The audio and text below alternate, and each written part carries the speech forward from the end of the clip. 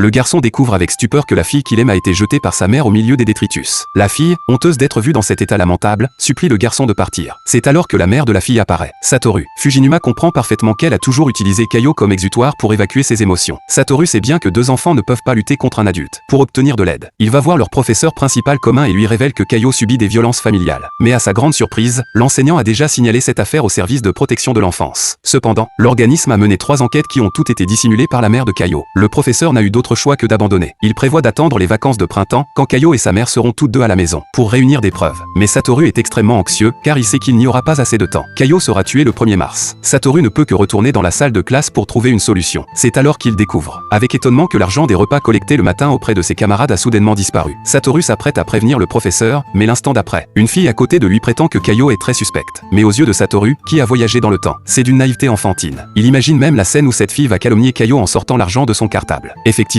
les choses se passent exactement comme il le pensait, l'argent est trouvé dans le sac de Kaio. La fille est toute excitée, mais Satoru est fermement convaincu de l'innocence de Kaio. Après ce jour-là, leur relation commence à devenir plus intime. Désormais, Satoru peut se rendre ouvertement chez Kaio. Grâce à sa présence, le nombre de fois où la mère de Kaio la maltraite diminue également. Ainsi arrive le 29 février. Demain sera le jour où Kaio sera assassiné. Satoru est très nerveux. Il ne sait pas s'il a la capacité de changer le cours des événements. En rentrant le soir, il reste constamment aux côtés de Kaio. Le lendemain, dès l'aube, Satoru court rapidement devant la porte de Kaio. Il l'emmène avec lui à l'école. Toute la journée, il garde les yeux rivés sur Kaio. Même après les cours, il ne fait que tenir fermement la main de Kaio. Sur le chemin du retour, il passe par hasard devant le parc où Kaio avait l'habitude de rester seul, perdu dans ses pensées. Aujourd'hui, cette fille solitaire n'est plus seule, quelqu'un est là pour la sauver. À ce moment-là, il se met à neiger abondamment. Les flocons tombent équitablement sur chacun. En cet instant, Satoru espère seulement qu'après cette chute de neige, tout redeviendra normal. Satoru crie intentionnellement très fort, pour que la mère de Kaio l'entende, et aussi pour qu'un meurtrier à l'identité inconnue, tapis dans l'ombre, l'entende. Pourtant, il ne peut s'empêcher d'être inquiet. Il fixe l'horloge intensément. Aujourd'hui va bientôt se terminer. Il ne sait pas s'il a réussi à changer le destin de Kaio. Finalement, il vient discrètement près de chez Kaio avec son réveil. Ce n'est qu'en voyant leur passer minuit qu'il se sent enfin soulagé. Et le lendemain matin, dès 7 h, Satoru se précipite devant la porte de Kaio. À l'instant où il la voit, il sait qu'il a changé son destin.